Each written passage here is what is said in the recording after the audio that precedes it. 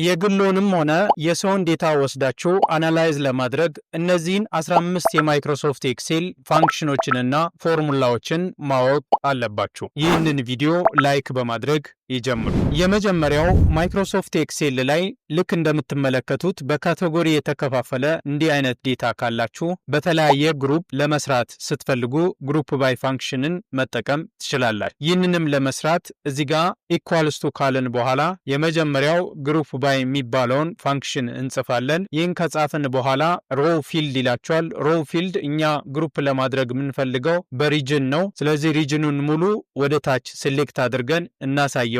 ይህን ካደረግን በኋላ ኮማ እናደርግና ቀጣይ የሚጠይቀው ቫሊዩ ነው። ቫሊዩ ደግሞ በእያንዳንዱ ካታጎሪ ምን ያክል ሽያጭ እንደተፈጸመ ለማወቅ እዚህ ጋር ቶታል ሴልስ አለ። ይሄኛውን ወደ ታች ሙሉ ሴሌክት ካደረግን በኋላ እኛ የምንፈልገው ፋንክሽን ከዚህ ውስጥ ሳም እንዲያደርግልን ነው። ያ ማለት ደምሮልን እንዲያመጣልን ነው። ስለዚህ ሳም የሚባለውን ፋንክሽን ከጻፍን በኋላ ብራኬታችንን ዘግተን ኢንተር ስናደርግ እንደምትመለከቱት እዚህ ጋር ባሉት በተለያዩ ካታጎሪዎች ዴታችንን ለይቶ ያወጣልናል ማለት ነው። በዚህ ቪዲዮ ላይ ያያችሁትንና 15ቱን የማይክሮሶፍት ኤክሴል ፋንክሽኖችንና ፎርሙላዎችን የያዘ ሙሉ ቪዲዮ ባዮ ላይ ባለው የዩቲዩብ ሊንካችን ማግኘት ትችላላችሁ። ለብዙ ሰው እንዲደርስ ሼር ማድረጋችሁን እንዳትረሱ።